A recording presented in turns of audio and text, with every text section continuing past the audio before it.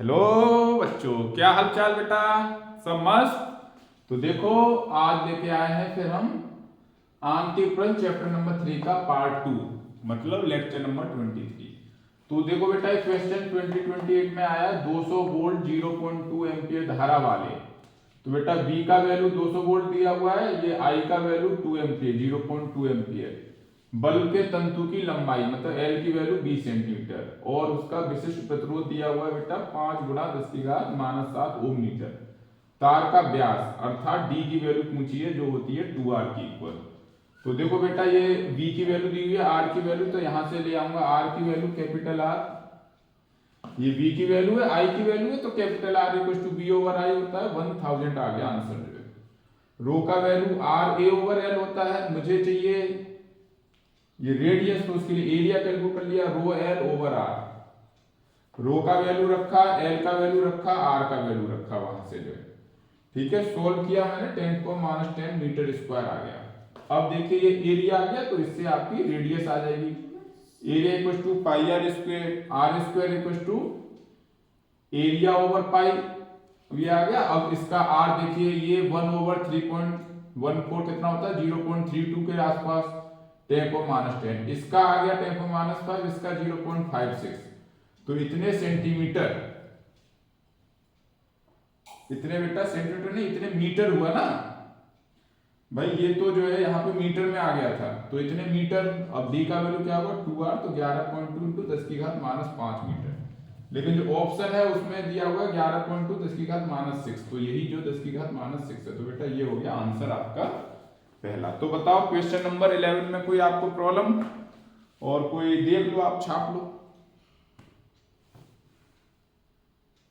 तो बेटा आते हैं हम प्रॉब्लम नंबर 12 पे। देखिए प्रॉब्लम नंबर 12 भी कई बार एग्जाम में आई है। इसमें सीधे सीधे पूछा गया है कि तारों के तांबे के 3 तारों का द्रव्यमान का अनुपात बेटा है m1 m2 m3 का अनुपात दिया हुआ 1:3:5। समझना बेटा। और उनकी लंबाई में भी जो है रेशियो है 5:3:1। पूछ रहा है कि उनके प्रतिरोधों में क्या अनुपात होगा। तो आप दिमाग के घोड़े दौड़ाइए बेटा। देखिए क्या हो सकता है, R की वैल्यू तो सूत्र रखो, R इक्वल टू क्या होता है बेटा रो L ओवर A। लेंथ तो आ गई, लेकिन ये जो है अभी एरिया में द्रव्यमान आना चाहिए। देखो अगर इसका डेंसिटी, अगर तार का डेंसिटी, डेंसिटी मतलब घनत्व D है, तो D क्या होता है द्रव्यमान बट्टे आयतन। आयतन क्या हो जाएगा एरिया इंटू L, है ना। क्या हो जाएगा बेटा द्रव्यमान बट्टे एरिया इंटू L। तो यहां से देखो एरिया की वैल्यू कितनी आ गई, area equal to m over d into L। d क्या है डेंसिटी मतलब घनत्व है, अभी तो डाली थी, ठीक है। तो बेटा एरिया की वैल्यू यहां पर रख दो, तो क्या हो जाएगी r equal to rho L, एरिया की वैल्यू क्या हो जाएगी m d into L। Rho और d तो कांस्टेंट है, तो r डायरेक्ट इक्वल टू हो गया L स्क्वायर, ठीक है बेटा L square over m, L square over m। तो R1 ओवर R2 क्या हो जाएगा बेटा L1 ओवर m1। अच्छा 3 है, तो ऐसे ले लो R1 is to R2 is to R3 equal to L1 square over m1, L2 square over m2, L3 square over m3। अब बेटा रख दो वैल्यू, ये कितना है 5 3 1, तो इसका स्क्वायर इसका स्क्वायर इसका स्क्वायर, ये कितना है 1:3:5, ठीक है बेटा। अब देखो है ना कितना हो गया 5 5 जा 120, 5 5 जा 25, 25:1, ये 3 से 1 3 कैंसिल आउट हो गया देखो, तो कितना होगा 3 और ये 1/5। अब सबको जो है ऊपर लेके जाना है, तो 5 का पूरे में मल्टीप्लाई कर दो, तो 125 और 5 या 15:1, तो 125:15:1। Yes that's the right answer. Okay बेटा, तो ये आपका हो चुका है। अब हम बात करते हैं नेक्स्ट प्रॉब्लम की, क्वेश्चन नंबर 13। तो बेटा ये रहा क्वेश्चन नंबर 13। इसमें एक जो है इस प्रकार का सर्किट है, ऑब्वियसली ये व्हीटस्टोन सेतु है। इसमें R1 ये वैल्यू दी हुई है 50 ओम, इसमें R है, इसमें 30 ओम, इसमें 6 ओम। बेटा इसमें विद्युत धारा I1 दी हुई है, इसमें विद्युत धारा I2, और ये कह रहा है कि इस गैल्वानोमीटर में कोई भी विक्षेप नहीं है, मतलब इसमें Ig की वैल्यू 0 है। तो ये कह रहा है कि R का मान बताओ, R में कितनी धारा प्रवाहित होगी इसका मान बताओ। देखो बेटा बहुत आसान क्वेश्चन है। देखिए I1 यहाँ जा रहा है तो इसमें भी I1 जाएगा, क्योंकि इसमें Ig की वैल्यू 0 है। यहां से आएगा तो ये I2 आएगा। ठीक है, तो इसकी ये जो ब्रांच है हम मान लो A B मान लो, इसे बेटा CD मान लो, तो A से B तक जो ब्रांच है इसमें धारा I2 है, और यहां से A से C के थ्रू B तक आएंगे तो इसमें धारा I1 है। तो ये कह रहा है कि इस R का मान मुझे बताओ। देखो ये एक व्हीटस्टोन सेतु है, और व्हीटस्टोन सेतु का टर्म यूज करो, व्हीटस्टोन सेतु के सिद्धांत से। क्या बेटा बताया था मैंने सिद्धांत अभी जो है पिछले लेक्चर में आपके लिए, कि Ig का वैल्यू अगर 0 है अर्थात धारा मापी में कोई भी विक्षेप नहीं आ रहा है, तो ये डायगोनल वाले 15/R इक्वल टू क्या हो जाएगा बेटा 30/6। तो 15 दूनी 30 और 2 तिया 6, मतलब R की वैल्यू बेटा 3 ओम आ गई। सबसे पहले तो ये एक आंसर आ गया। अब देखिए I का वैल्यू देखो, तो ये सा सर्किट, इसमें कोई भी विद्युत धारा नहीं है, तो ये सर्किट इस टाइप से बनाया जा सकता है ना, समझ रहे होगे बेटा? आया समझ? नहीं आया समझ? देखो ये जो है 15 ओम हो गया, ये आपका 3 ओम हो गया, अभी आंसर में आया है। ये 30 ओम ऑलरेडी है, और ये 6 ओम। तो इसमें धारा जा रही है I1, इसमें धारा जा रही है बेटा I2। बताओ कोई प्रॉब्लम? तो इसमें पूछा गया तो इसमें भी धारा I1 जाएगी, लेकिन देखो दोनों जो पैरेलल में है तो वोल्टेज क्या रहेगा सेम। दोनों के अक्रॉस वोल्टेज ड्रॉप जो है 6 वोल्ट ही रहेगा, यहाँ भी 6 वोल्ट और इनके अक्रॉस भी 6 वोल्ट। तो कहने का मीन्स क्या है, V का वैल्यू दोनों केस में सेम रहेगी। V across V1 equal to V2 मान लो ऐसे, तो V1 इक्वल टू क्या हो गया I1 into R1 equal to I2 into R2। अब देखो I1 तो पूछा गया है, R1 इसका कितना total 15 3 18 Om equal to I2 में देखो R2 की वैल्यू कितनी है 30 प्लस 6 36, तो 18 2 जा 36, तो I1 over I2 equal to हो गया 2। मीन्स I1 की वैल्यू जो है बेटा 2I2 आ गई। बताओ यहां तक किसी कोई प्रॉब्लम?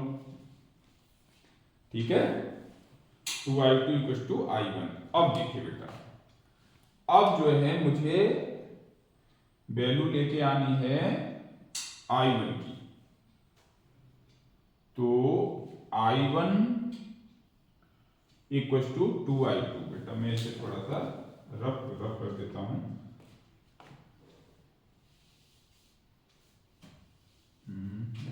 देखो ये ठीक है। अब देखिए बेटा, जो यहां से जो है इस सर्किट में मान लीजिए विद्युत धारा जा रही है I, तो I की वैल्यू क्या होगी I1 प्लस I2।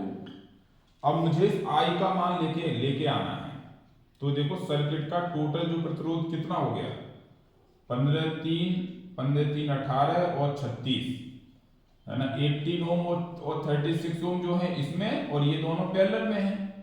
तो पैरेलल में होने का मीन्स R टोटल कितना आ जाएगा R1 R2 over R1 plus R2, ये सूत्र होता है इसका, है ना। तो बेटा कितना होगा 18 इंटू 36 और 54, 18 तिया 54 और 12 तिया 36, 12 ओम, 12 ओम हो गया बेटा। तो I की वैल्यू क्या होगी total I V over R, V की वैल्यू है 6 ओवर 12, तो बेटा 0.5 एम्पियर हो गया।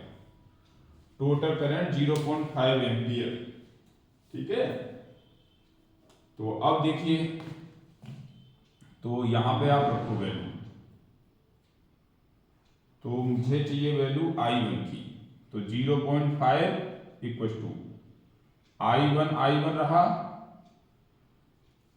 और जो I2 की वैल्यू देखो यहां से, I2 की वैल्यू कितनी आ गई, I1/2। तो ये कितना हो गया बेटा, 3I1/2 इक्वल टू 0.5। तो बेटा 3I1 इक्वल टू 1, तो I1 इक्वल टू 1/3 एम्पियर। एक आंसर ये आ गया था, R का वैल्यू 3 ओम, और एक आंसर आ गया ये। ठीक है, तो ये आपका कंप्लीट। ओके बच्चों, तो प्रॉब्लम नंबर 40 में ये एक सर्किट डायग्राम दिया हुआ है। देखिए इसमें दो जो है बैटरी है और तीन जो है प्रतिरोध अब दिए हुए हैं। दोनों बैटरी के ईएमएफ दिए हुए हैं और बेटा हर प्रतिरोध का प्रतिरोध दिया हुआ है। पूछा गया दिए गए परिपथ में प्रत्येक बहने वाली प्रत्येक शाखा में बहने वाली धारा की गणना कीजिए। तो बेटा एक शाखा इसमें ये है, एक ये है, एक ये है। इन तीन शाखा में बहने वाली धारा, मतलब किरचॉफ के नियम पे आधारित क्वेश्चन है। तो बेटा देखिए, तो है ना, सबसे पहला स्टेप क्या है, मुझे जो है हर ब्रांच में जो है धारा का वितरण करना है by using Kirchhoff first law. तो देखो बेटा, तो यहां से विद्युत धारा I1, यहां से विद्युत धारा I2 मान लीजिए, ये पॉजिटिव सेल से जाएगी ना, है ना, उच्च जो है उच्च विभव से यहाँ धारा पहुंची। देखो यहाँ पे जंक्शन आ गया, यहाँ से I1 आ रही है, यहाँ से I2, तो इसमें धारा कितनी जाएगी, I3। और I3 की वैल्यू बेटा मुझे मालूम है I1 प्लस I2 है ना। चाहो तो आप डायरेक्ट यहाँ पे I1 प्लस I2 लिख के भी काम कर सकते हो। ठीक है, हम कर लेंगे यहाँ पे यूज इसका I3 का। तो देखिए, तो बेटा हमें चाहिए I1 की वैल्यू और I2 की वैल्यू, तभी I3 की वैल्यू आ जाएगी। तो मुझे इसे जानने के लिए दो इक्वेशन चाहिए I1 I2 के फॉर्म में। तो एक देखिए लूप लीजिए, बंद लूप का नाम ले लीजिए ADCA। देखो बेटा ऐसे ले रहा हूं, इसका सेंस ऐसे ADCA। इसमें आप जो है ओके किरचॉफ वोल्टेज लॉ का इस्तेमाल कीजिए, का प्रयोग कीजिए, प्रयोग करने पर। ठीक है बेटा, कौन से लूप में, ADCA। तो देखो बेटा यहां से आ रहा है, तो ये 1 वोल्ट -1 आएगा, क्योंकि देखो यहां से आ रहा है तो नेगेटिव प्लेट पहले पड़ रही है नेगेटिव प्लेट।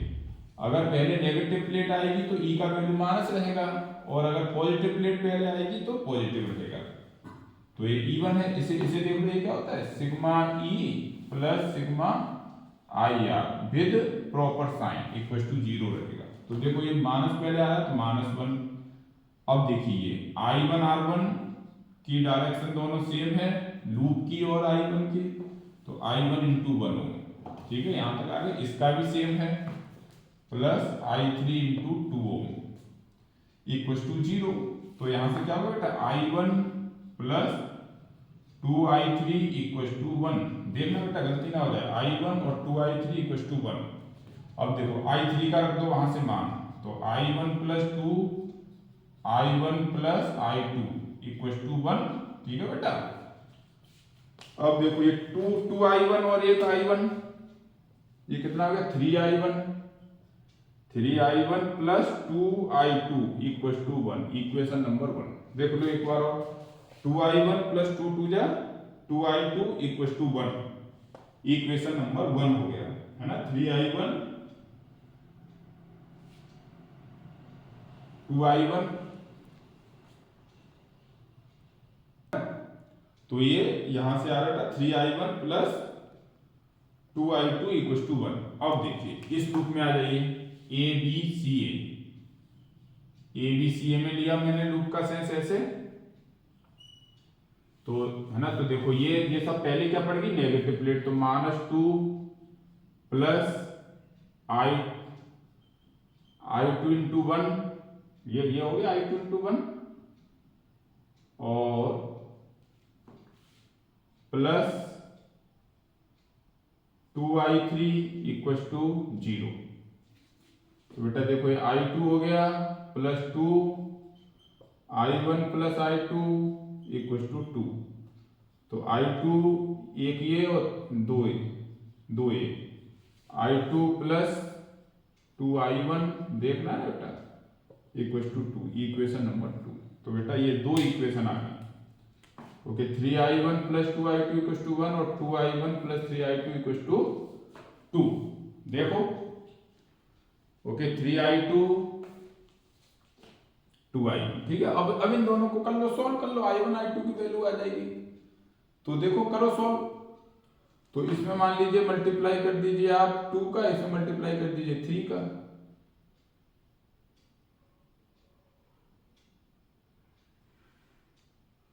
तो 2 3 जा 6 प्लस 4I2 इक्वल टू 2। इसमें करो 2 3 जा 6 प्लस 3 3 जा 9I2 इक्वल टू 3 2 जा 6। देख लो बेटा 6I1 plus 2I2 equal to 2, 6I1 9I2 equal to 6। तो माइनस माइनस माइनस कर दो, ये सब हो गया खल्लास हो बेटा। Minus 5I2 equal to -4, minus 5I2 equal to -4, minus से माइनस कैंसिल, I2 की वैल्यू आ गई बेटा 4/5 एम्पियर में 0.8 एम्पियर। I2 की वैल्यू आ गई। अब देखो I1 की वैल्यू कर लो, है ना। I1 बेटा मैं इसे बेटा कर दूं रफ, देखो इसे मैं कर दे रहा हूँ रफ जो है। I2 की वैल्यू देखो बेटा ये हो गई 4/5 एम्पियर, ठीक है। अब देखो I2 की वैल्यू रख दो इसमें इक्वेशन 1 में, तो 3I1 plus 2 into 0.8 equal to 1। तो 3I1 प्लस 1.6 इक्वल टू 1। तो 3I1 equal to 1 minus 1.6 equal to minus का 0.6। तो I1 equal to minus 0.2 ampere. देख रहे हैं इसमें माइनस साइन आ रहा है, इसका मतलब हमने जो डायरेक्शन जो ली है इसके अपोजिट डायरेक्शन में करंट फ्लो होगा। माइनस साइन का मीन्स इतना है। अब देखो I1 प्लस I2 क्या हो जाएगा I3। तो I1 की वैल्यू माइनस 0.2 प्लस 0.8, तो बेटा कितना आ गया आंसर 0.6 एम्पियर। ये आपका आंसर हो चुका है, ठीक है, बिल्कुल सही है आंसर, ठीक है, थैंक यू। तो ये बेटा आपका क्वेश्चन नंबर 15। तो बेटा देखते हैं क्वेश्चन नंबर 15। इस क्वेश्चन में ये कह रहा है, क्वेश्चन को पहले बेटा समझो। देखो क्वेश्चन समझना ही मुश्किल है। अगर आपने फिजिक्स में क्वेश्चन समझ लिया तो इसका मीन्स है बेटा कि आपका 50% से ज्यादा 90% मान लीजिए आपका आंसर हो चुका। सिर्फ आपको 10% कोशिश करनी है, आपका आंसर आ जाएगा। क्वेश्चन ये बोल रहा है कि 12 सेल दिए हुए हैं जिसमें प्रत्येक का विद्युत वाहक बल 1.5 वोल्ट और प्रत्येक का इंटरनल रेजिस्टेंस मतलब आंतरिक प्रतिरोध 0.5 ओम है का संयोजन करके मुझे जो है एक बाह्य प्रतिरोध है जो कैपिटल R 1.5 ओम में विद्युत धारा प्रवाहित करनी है। तो ये बोल रहा है कि किस प्रकार से मतलब समायोजित करें कि I मैक्सिमम रहे, है ना। I जो मैक्सिमम के लिए हमने आपको जो है ना बता के रखा है कि अब किस टाइप से कैलकुलेट कर सकते हैं। तो बेटा हम मान लेते हैं कि n सेल को मुझे m शाखा में बांटने हैं। n सेल को m शाखा में, तो m इंटू n मिलके टोटल कितना आ जाएगा 12 जो है। तो n सेल को मैंने जो है एक जो शाखा में, ये मान लीजिए ये n सेल हैं जिनका प्रत्येक का ई है, ऐसी मैंने शाखा बनाई जो m, मान लीजिए ऐसी टोटल शाखा होगी m होगी और एक शाखा में n सेल हैं। इस प्रकार का मैंने समायोजन किया। तो बेटा देखो इसमें टोटल इंटरनल रेजिस्टेंस कितना होगा सेल का। इस सेल का अगर हम टोटल इंटरनल रेजिस्टेंस देखें, देखो कैपिटल R तो मालूम है मुझे 1.5 ओम है। अगर इनका total internal resistance R dash मुझे मालूम हो जाए तो I मैक्सिमम के लिए कंडीशन होती है कि R और R डैश दोनों इक्वल होना चाहिए। तो R का वैल्यू मालूम है, R डैश की वैल्यू मालूम करनी है मुझे। तो देखो बेटा इसमें प्रतिरोध कितना हो गया N इंटू R हो गया, प्रत्येक का प्रतिरोध N है, इसका n इंटू आर हो गया बेटा जो है। इसमें भी जो है n इंटू आर है और इसमें भी n इंटू आर है। ठीक है, एन आर और एन आर कहां तक है, m तक है। ठीक है बेटा, तो इसका जो है टोटल प्रतिरोध कितना हो गया, 1/nr 1/nr 1/nr कहां तक, m तक। तो बेटा इसका टोटल इंटरनल रेजिस्टेंस जो हो गया वो हो गया बेटा 1/r डैश इक्वल टू 1/, देखो nr है ये, ओके, 1/nr और ये जो है 1/nr प्लस ये nr है और ये यहां तक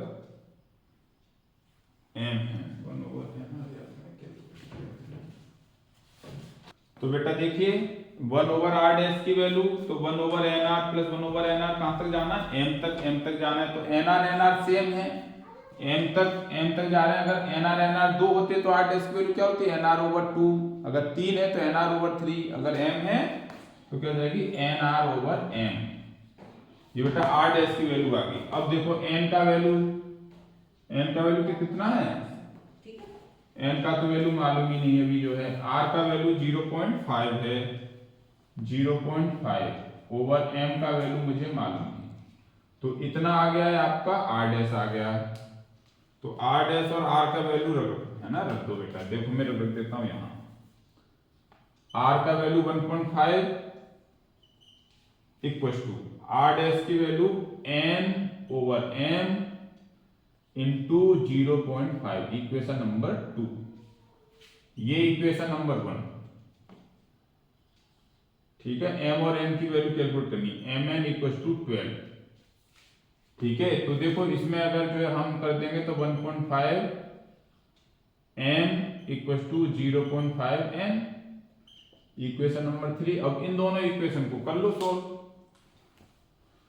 तो कैसे होगा बेटा, इसमें बेटा रख दो जो है n का वैल्यू, मान लीजिए इसमें m का वैल्यू क्या हो गया, m इक्वल टू 12/n। तो आप रख दो यहाँ 1.5, या आप ऐसा करो, ये जो है mn है, इसे आप ऐसा करो जो है n/m की वैल्यू कितनी होगी, 1.5/0.5। ठीक है बेटा, यहां तक कोई प्रॉब्लम, ये n/m ये हो गया। अब इन दोनों इक्वेशन, ये मान लो इक्वेशन स्टार मान लो, इसे इक्वेशन ओके मान लीजिए डबल स्टार, दोनों का कर दीजिए बेटा गुणा जो है। तो mn इंटू n/m, m से m कैंसिल, 12 इंटू 1.5/0.5, तो ये 24 टाइम्स चला गया। ठीक है बेटा, या जो है इसे ऐसे करो है ना, 5 3 जा 36 हो गया। तो n² 36, तो n की वैल्यू बेटा √36, n की वैल्यू 6 आ गई। तो n की वैल्यू 6, तो ये m की वैल्यू 2 आ गई। तो बेटा इसका कैसे हो गया समायोजन, कि 6 जो है सेलों को आप दो पंक्तियों में, 6 सेलों को आप दो पंक्तियों में रखना है। दोनों सब पंक्तियों में 6 सेल को सीरीज में रखो, उसके बाद दोनों पंक्तियों को पैरेलल में आप रख दीजिए। मतलब इसमें 6 सेल रहेंगे और 6 सेल इसमें, दो जो है पंक्तियों में, तो तब आपका मैक्सिमम करंट ड्रॉ होगा। तो आप बेटा जानते होंगे n का वैल्यू 6 और m का वैल्यू 2। ठीक है, तो ये क्वेश्चन नंबर 15। तो बेटा चलते हैं अगली प्रॉब्लम की ओर। प्रॉब्लम है 16।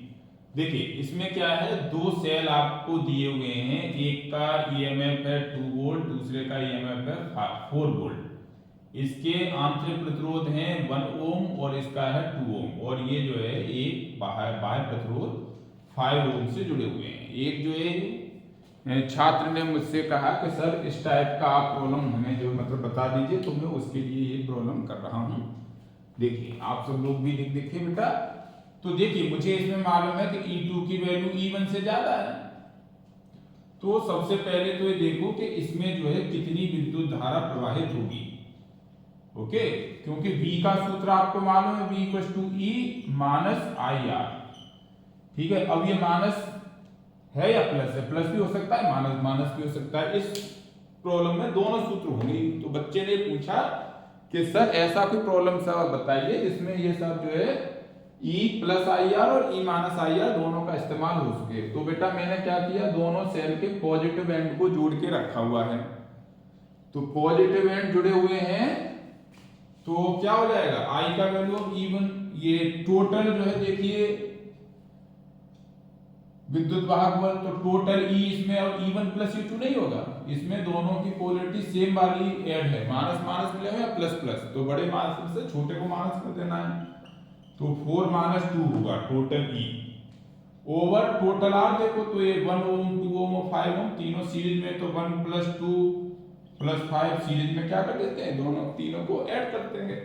तो बेटा क्या होगा 2 ओवर 5 और 2 7 और 1 8, तो 1 ओवर 4 मतलब 0.25 एम्पियर विद्युत धारा बह रही है। तो हमारा ये आ गया आंसर। अब देखिए बेटा ये है ज्यादा है तो विद्युत धारा बहेगी ऐसे बेटा।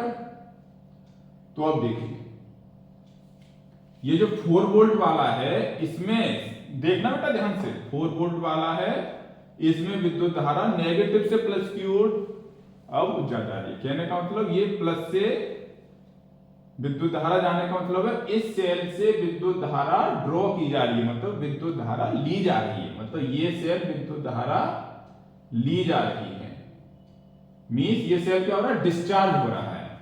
तो इसमें V का वैल्यू क्या होगा, V जो अक्रॉस मान लीजिए पहले सेल के लिए V1 मान लो, सॉरी ये दूसरा है तो V2 की वैल्यू मान लो, V2 इक्वल टू क्या होगी E2 माइनस IR2, ये क्या होगा कम होगा इतना IR2, तो E2 की वैल्यू 4 माइनस I का वैल्यू 0.252, तो 4 minus 0.5 equal to 3.5 volt.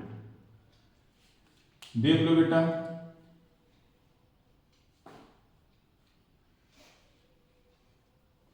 Four minus 0.25 into 2 5 तो 3.5 वोल्ट। अब देखिए बेटा V1 की वैल्यू, अब देखिए इसमें सेल इस सेल को धारा दे रहे हैं, इस सेल को धारा दे रहे हैं, मतलब ये क्या होगा चार्ज हो रहा है, तब V1 का वैल्यू E1 प्लस IR1 होगा। तो V1 E1 का वैल्यू 2 वोल्ट प्लस I का वैल्यू 0.25 इंटू R1 का वैल्यू 1 ओम, तो क्या हो जाएगी V1 इक्वल टू 2.25 वोल्ट। तो बेटा ये प्रॉब्लम हुआ आपका पूरा। देख लो किसी को कोई प्रॉब्लम हो तो यू में आस्क मी नाउ। तो 3.5 वोल्ट और 2.25 ये प्रॉब्लम पूरा हो गया बेटा। अब बात करेंगे नेक्स्ट प्रॉब्लम की। तो बेटा ये लास्ट 3 प्रॉब्लम और मैंने आपके लिए रखी हुई है, ये 3 प्रॉब्लम को करते हैं इस सेशन के लिए। तो बेटा प्रॉब्लम नंबर 18 मैंने दिया होमवर्क, ये सब सिंपल जो किरचॉफ लॉ के इस्तेमाल करके ये सब सिंपल जो मतलब है ना सर्किट है, इसमें देखो 50 ओम और 75 ओम 50 ओम तीनों जो है पैरेलल क्रम में जुड़े हुए हैं। क्वेश्चन में पूछ रहा है 75 ओम में बहने वाली धारा का मान ज्ञात कीजिए। तो सिंपल आपको जो है इसमें जो है प्रतिरोध, हर प्रतिरोध में किरचॉफ के प्रथम नियम का इस्तेमाल करके विद्युत धारा को बांटना है, और बेटा उसके बाद किरचॉफ के दूसरे नियम का लूप लॉ का इस्तेमाल करना है। कोई से दो लूप लॉ लोगे आपका आंसर आ जाएगा। तो इसका आंसर मुझे कमेंट बॉक्स में क्वेश्चन नंबर 18 लिख के आप मुझे देंगे आज ही, ठीक है बेटा। अब देखिए प्रॉब्लम नंबर 19, ये बहुत अच्छा प्रॉब्लम है, ये एनसीईआरटी में भी है आपके एग्जाम्पल शायद जो है 3.4 है। इसमें देखिए क्वेश्चन में ये सब मेंशन है कि मान लीजिए प्लेटिनम का प्रतिरोध मापी है, उसमें 0 डिग्री सेंटीग्रेड पर प्रतिरोध की वैल्यू 3 ओम दी हुई है, 100 डिग्री सेंटीग्रेड पर 3.75 ओम आती है। अब कोई अननोन है प्रतिरोध, उस पर देखा तो उस पर 3.15 ओम आ रही है, तो पूछ रहा है कि उस अननोन तापमान, बेटा अननोन तापमान पर प्रतिरोध की वैल्यू 3.15 ओम है, तो उस अननोन तापमान को पूछेगा। एक क्वेश्चन ये है, एक क्वेश्चन कुछ इस टाइप से। तो पहले पहले बेटा कर लेते हैं इसे जो है। तो देखो इसमें टी का मैंने सूत्र आपको ड्राइव जैसा है ना करवा दिया है, R T minus R zero और R 100 minus R zero into 100। ये है R T minus R zero over R 100 minus R zero into 100। ठीक है बेटा। अब सिंपल आप रखो वैल्यू, आर टी का वैल्यू 3.15 सबकी वैल्यू है ना दी हुई है, आर जीरो की वैल्यू 3 ओम और आर 100 की वैल्यू 3.75 माइनस 3 इंटू 100। तो ये कितना होगा बेटा 0.15, ये कितना होगा 0.75 इंटू 100। तो 15 तिया 75, तो 100/3, 100/3 आ गया बेटा, है ना।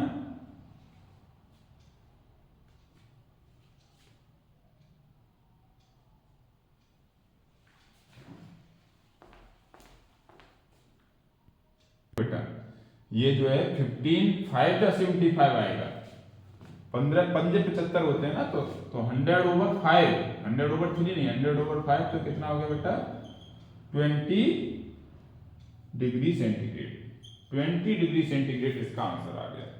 ठीक है, तो ये दो क्वेश्चन की बात बेटा खत्म हो गई। तो इसे हम जो है कर देते हैं खत्म। ठीक है, अब कर लेते हैं इस सेशन की लास्ट प्रॉब्लम। इसके बाद आप हर प्रॉब्लम को ट्राई जो है कर पाएंगे। आप ट्राई कीजिए, कोई प्रॉब्लम आए हमसे पूछो।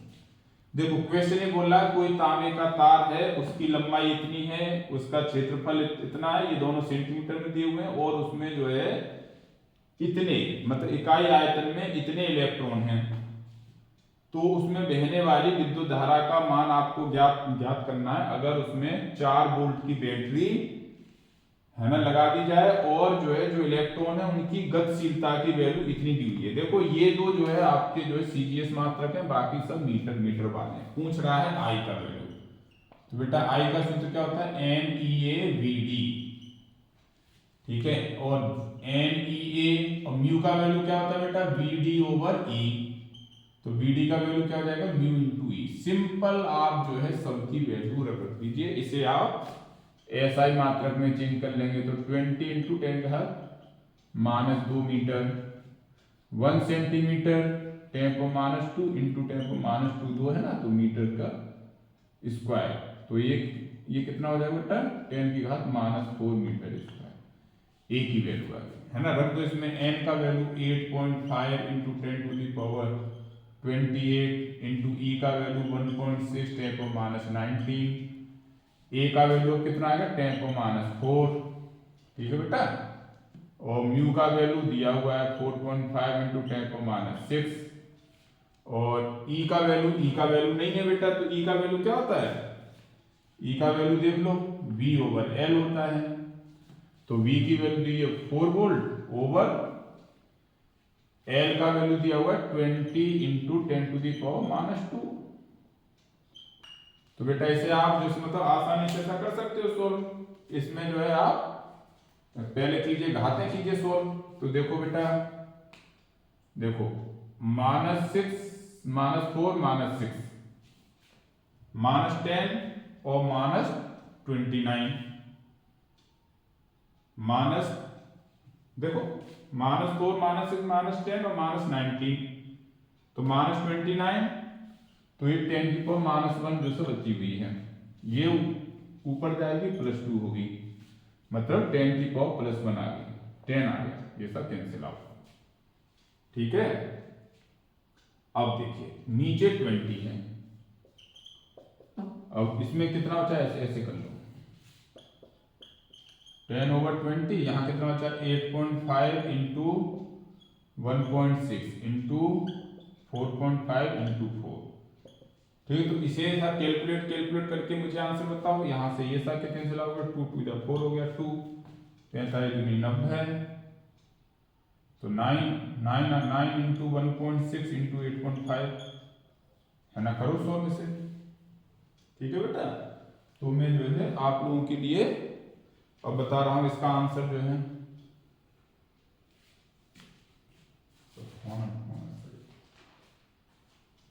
आप लोग इसका आंसर लाएंगे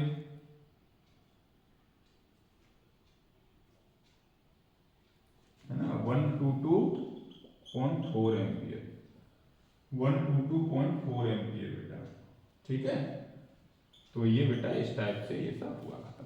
आप लोग जान लीजिए, देख लीजिए, और जो है इसमें कोई प्रॉब्लम हो तो आप हमसे कमेंट बॉक्स में पूछिए, ठीक है बच्चों। Thank you very much, have a nice day and try your best. Thank you very much.